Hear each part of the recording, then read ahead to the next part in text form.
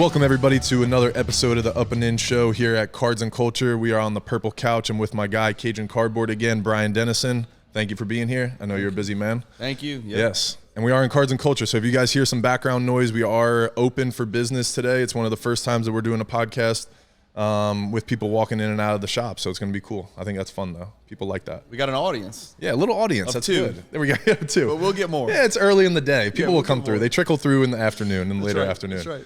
But it kind of like reminded me, I was like, we're going to talk a lot about the National and things like that and what you've been up to lately, but I did a few interviews there and it was kind of cool having the energy of the background. You could kind of hear it, but it was fun. And I actually just released a podcast of where I was on mojobreaks.com thing and everything. Big breaker. Yeah, yeah, real very big cool. breaker company. Yeah. They were a cool company. I hung out with them a lot at the National. Yeah.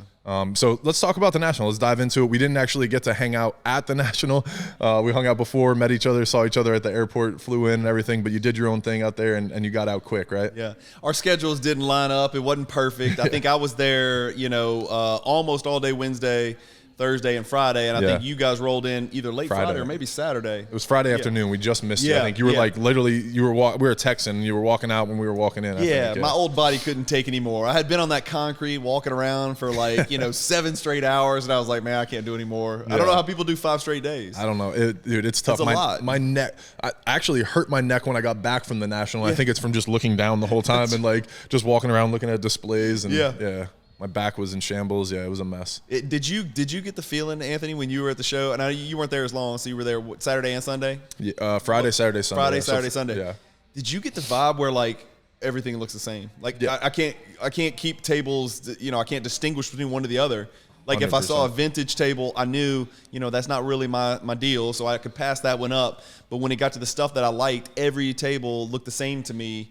I do remember a few that stood out, but I got desensitized. I saw too many big cards, too many cards I wish I had in my collection, and I even got that impulse maybe I should start buying some soccer cards, or maybe I need a Gretzky card. I get way outside my lane because there's so many really beautiful artifacts, museum pieces that you get to see at the National you don't get to see anywhere else. That's the thing that was so overwhelming for me is I am a vintage guy, baseball wise. So it's I was like, oh my God, they have everything. What do I buy? Where do I look? And it was everyone had, like you said, same stuff at every station. So it was sometimes I thought I had a deal over here, and then I go back and I've been looking 20 minutes for the same table because they all look exactly the same. Do. Yeah. I hated the booth numbering system, and maybe I'm just, maybe it's because we're in Louisiana, but I could not figure out the damn numbering system. You just wish, why didn't they have an exact number for each booth on a banner that went up above? Exactly. They had by the hundreds, right? They had 1900, 2000, 2100. And it's okay, well, where's 2157? I have no idea if it's this way, that way. And if you haven't been, I mean, it is massive and enormous. I might not, after 3.5 or almost a full 3 days, I don't think I saw every booth. No. Did you see every booth? No shot. I don't think there's any way, man. No. And that's too much going on. And the last day too, you feel like you got to fit everything in to go try to do that. It's exactly. Yeah. So that's the one thing it's a little overwhelming. There's so many things to look at, so many cool things, that you just, like you said, you want to either add to your collection, get a price, just understand what other people are selling them for, all this different stuff. But yeah. Well, for you, it's even more of an insurmountable task because, and I respect you for this, and I'm fascinated because I'm basketball only, right? So I'm only looking for cards with basketball players on them. Yeah. You live in a world where you sell hockey, football, soccer, baseball, Pokemon, Magic, go down the list, not to mention the fact that you're also looking at slab magazines, memorabilia, jerseys. I mean, look around. You've checked every box in this store. So I'm only looking for one thing at this show, and I'm really only looking for a few players of that one thing. And for me, it was still too much. I don't know how you did it. I mean, it's just too much eye candy there. I feel like every time we go there, we do well, but it's we could have done better because of exactly that. You're just but did we get everything that we wanted or needed and all that stuff? So luckily, I think I went to Dallas last year, which is a huge show. I went to the Mint in Vegas. I went to the National last year. I have a little bit of experience on those big shows, but I remember the National experience last year. I remember walking in and being what do we do? And I had 3 or 4 new employees and I'm trying to teach them at the same time, learn, it was so many things. But, and last year was crazy too, because it was just so many enthusiasts and people that we're kind of dabbling, and new to the hobby again, that kind of stuff. So some of those people may not be in the hobby 1 year later in Atlantic 100%. City. You know what I mean? I mean, there was a lot of people that were looking for a quick buck, and there's quick bucks to be made, but it ain't easy. I mean, Yeah. you got to put in the time and the diligence and the research. It's not. There's no easy money out there now. Yeah. So talk to me about your strategy while you were there, because you said you are basketball. You know, you were looking for specific things. Did you have the success that you wanted? Did you find what you were looking for? Yeah, I mean, as far as cards go, I talked about it on my YouTube channel, on Cajun Cardboard, my YouTube channel. You know, I had 5 Target Jordans, nothing crazy. You know, some pretty decent, you know, low 5-figure Jordan cards that I was looking for. I didn't see one of those cards at the show. And again, I didn't see every single booth, but I went through, I saw tons of Jordans, but a lot of it I already had, or a lot of it was just stuff I wasn't interested in. So I was looking for primarily Jordan. I was looking for a little bit of Giannis, and then,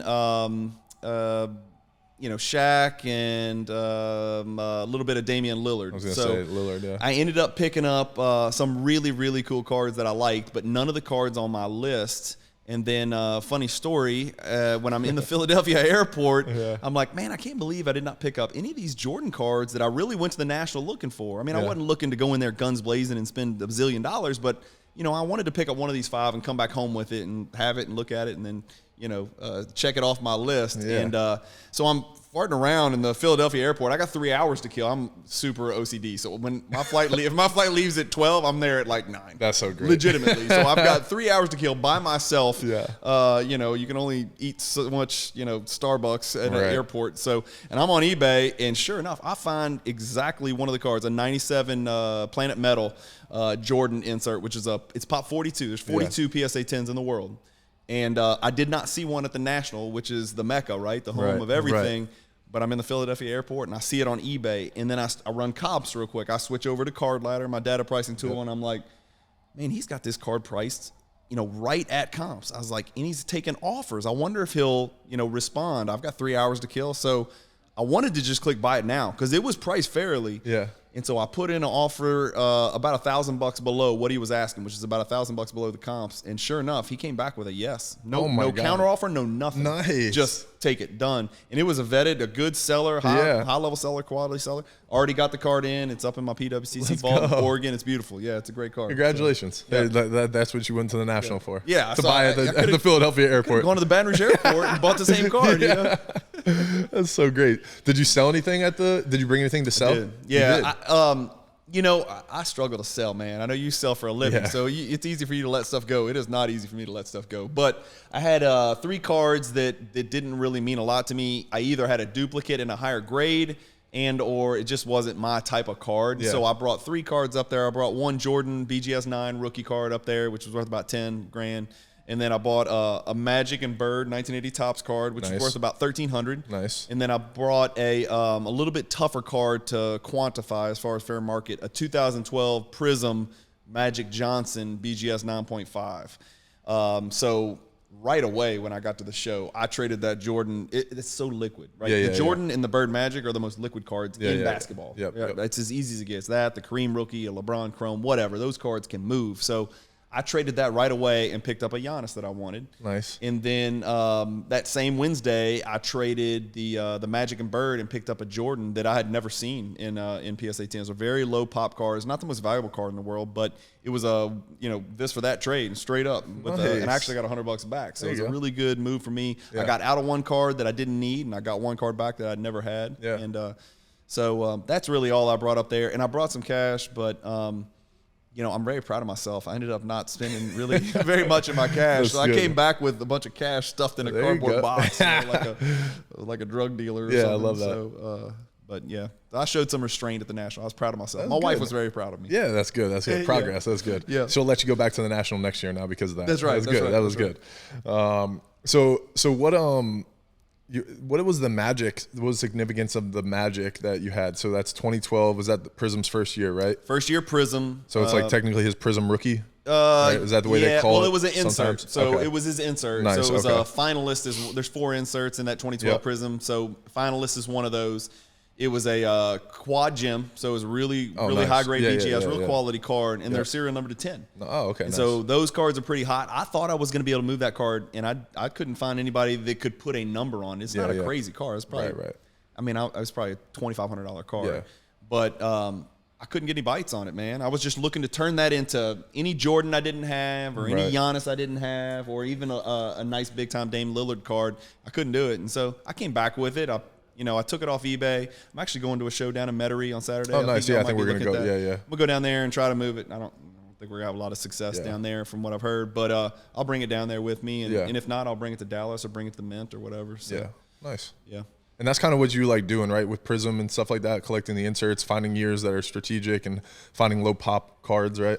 And especially that's what you're on for modern guys now, right? Yeah. So, I've got a bunch of interesting, kind of pathways in the hobby. So my long-term, super long-term collection is primarily Michael Jordan stuff from the 90s. Right. And then, Giannis, same way. I'd like to hold him long-term. He's my favorite active basketball player. Yep. And then LeBron as well. I'm kind of long-term on him. And then, sometimes if you see a card that's just priced right and it's a good move, or you get that gut instinct where, hey, this card doesn't seem like it's, as expensive as it should be, and I think one day it'll be more, you buy low, sell high. That's what we're all trying to do. Absolutely, from the investor standpoint, when I do invest, you just try to buy low, sell high, and it may not be, it used to be 3 weeks later you could do that, but now you may need to hold it for 3 years or 5 years. But luckily I'm in a position in life where I'll hold a card 8 years and wait for it to go up in value and then sell it. I love it. Yeah, you and me we're competitive people. I don't like selling cards for losses. So I just hold it until exactly. Maybe the loss will get worse. Who knows? But it's not a loss until you sell it for a loss. Until you realize it. Yeah, I'm just waiting. So. Exactly. Yeah. So what's the Dame? Why Dame all of a sudden? Yeah, that's an interesting question. If I had a nickel for everybody that asked me that, I'd have a few bucks at least. Because everybody knows me as Jordan first. That's what I'm saying. Yeah. LeBron second, and they in 86 Fleer. And even and Giannis, right? Like Giannis. And I get those. Most people in the hobby world, around the world know me as a Jordan collector. Right. That's my deal. But I was looking for something different. The price point on the Jordan stuff that I collect is so high that I was looking for something that would bring me into the modern / ultra modern. I think most people qualify ultra modern as like 2018 to present. Yeah. And then 2003 to present would be called modern. I don't know whose definitions those are, but that's kind of what I think too. Is that what you think too? Kind of generally, it's not a hard and fast rule. Yep. But I wanted a player who was both modern and ultra modern. And so, because I've been collecting 90s, and I just wanted something fresh and different. And so what it's done, Anthony, is awesome. It's kind of like, it's not closing the old page. I'm not done collecting Jordan. Right. It's just opening up a new chapter in my hobby book. And it's really led me to educate myself on newer products, newer case hits and inserts, learn the ultra modern Panini parallels a lot better. And I've really learned a lot, and I've gotten to a great Damian Lillard collecting group on Instagram, which is like invaluable. If y'all are watching this and you're not on Instagram, I highly suggest you at least look into it, because it opens up a whole new world and it kind of just like amplifies the joy of collecting. You can learn so much, you can teach so much if that's your thing, and you can meet a lot of people with very similar interests to you. There's always a bigger fish out there, and so I'm learning from these Jordan groups, and this Damian Lillard group every single day is a free education. All I got to do is hit the button when I get a notification, and it's like information, and I'm getting smarter and better and wiser. And so getting into Lillard has led me into a whole new era, like age-wise, as far as cards go. So and he's cheap, man. Yeah. He's cheap compared to Jordan. I was just going to say, the price point, right, is going to be that. The price point's awesome. So I'm buying cards that I could never, I would never buy for LeBron or Giannis, just because I'd be priced out. Yeah. So that's the thing I love about the hobby is like you have something that you fall in love with or you appreciate, right? There's probably some other people, if you look hard enough, right, that are doing the same thing. Anthony, it's nuts. Like if you could literally pick somebody completely random and arbitrary in the NBA, like. In our Jordan group the other day, somebody shared a message. It was one of the biggest Jordan collectors in the world. He shared a picture of a message he got on Instagram, and it said, "Hey, I collect Martin Murasep," which I know you've never heard of, and nobody watching this has heard of. Right. This was some dude from Estonia. He's like one of the first ever NBA players from, I shouldn't say, but I think it was Estonia. Okay. And he's like, I'm trying to collect every card he ever had. Like, if there's somebody out there doing that, there's somebody collecting every other player, because most people have no idea who that is. I just happen to remember the guy's name. The foreign guy that played a couple years in the league. He had a cup of coffee in the late 90s, I think. So it's funny. There's a niche out there for everybody. That's so great. Did you guys message him back and be like, good luck, buddy? I mean, but the only thing is you probably don't have to collect that many cards to get all of them, right? I'm sure he doesn't have that many. We were like, if we had them, we would give them to you, because that's how impressive. You're clearly not in this for the money, right? Exactly. This is a hobby. That's country pride. The guy was from Estonia and he wanted to collect his countrymen. I was like, that is really, really cool. You know. Well, so, I went on I had a moment when Kristaps was hurt a couple years ago, right? Yeah. And I was like, you know what? I'm going to collect a bunch of his cards just because I know there's probably a huge market in his country. Like that global market is what kind of expanded the hobby, in my opinion, too, right? Over you had COVID and the surge of people going in, but it's also the technology that it's expanded from when we were younger, like where you couldn't meet somebody from China who has an interest in, James Harden because he's huge in China, right? Or whatever. And to me, that's where the business of everything came of like, oh, okay, no matter what, you can always just fall into a category and collect people and make money, or, like be able to connect with a cool community and that kind of stuff. That's no what boundaries, I love. Bro. Like, exactly. Countries don't exist in the hobby. Like, I talked to 3 people from Australia today. I talked to people from Europe yesterday. Asia, the Philippines is huge. Really? That's cool. Huge Jordan collectors in the Philippines. Like, that's wild. All inspiring. They love Jordan in Asia. They especially love them in the Philippines.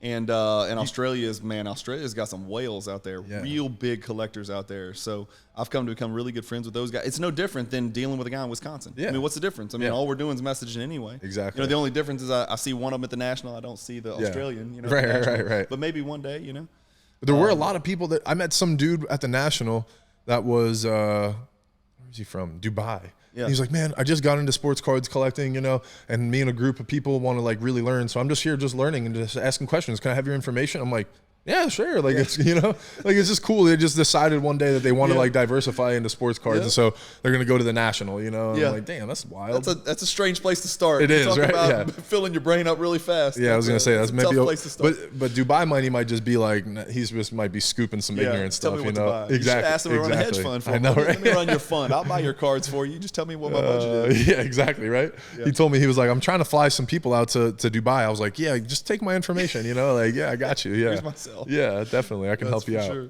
For sure. Well, speaking of other countries and stuff, so talking about, we were talking right before we flipped this on, but you bought your first soccer card, Second right? soccer. Second, okay. Second soccer card. So who was the first then? Close. So my favorite soccer player of all, I have 2. Zlatan Ibrahimovic, right? Okay. Giant striker from Sweden, legendary, probably top 25 player of all time. Can you say his name again one more time? Zlatan Ibrahimovic. Wow, so people say Ibra. If you hear Ibra, they're talking about him. It's hard to say it. That's why they call him Ibra, right? Yeah. So he's fantastic. You should Google him. He's super entertaining. Probably one of the best personalities in the history of soccer. And there's been some big personalities in soccer, right? A bunch of arrogant people in soccer. But that's why we love it. And then Ronaldinho would be my second favorite player ever. I don't have any of his cards yet. But yesterday, now a mutual friend I put you in touch with a mutual friend of ours here in town, Brent, who's a friend of mine, started talking to me about soccer, and I just got the fever, man. So I was like, damn, man, why did we even start talking about this? Yes. And so we texted you. We're like, send us a picture of some of the soccer wax you have. And, of course, you sent over the picture and the prices and stuff. But I ended up picking up an Erling Haaland rookie refractor from the Bundesliga, from Topps Chrome Bundesliga.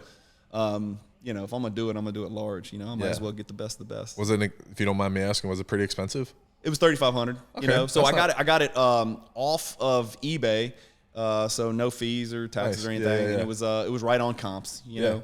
But I looked at the chart. I looked at anytime I buy, I look at kind of what's happened to that card the last 2 years, the last year, the last 6 months. I do my research to see where it's been and where it's going. The card got up to like 10 or 12 grand. Damn. And I was like, man, that's kind of a tough fall considering all the good things that are happening to this kid. Right. So I just thought it was a good, price point. And it gives me a reason to watch. I already watch Premier League, the English League. And so it gives me another reason to watch the Premier League, man, and root for a soccer player. Now I have a vested interest in an active player. It's pretty fun. That's the other thing that I love about sports. It's the same thing with like gambling, like just little things, right? And you have a vested interest in a sports thing that's going to put your attention there for a little while. So very cool. Yep. It's no different, man, look, cards for me replaces gambling. I've never sports gambled in my life ever. Like that does not interest me at all. I don't know. It never has. Thank God.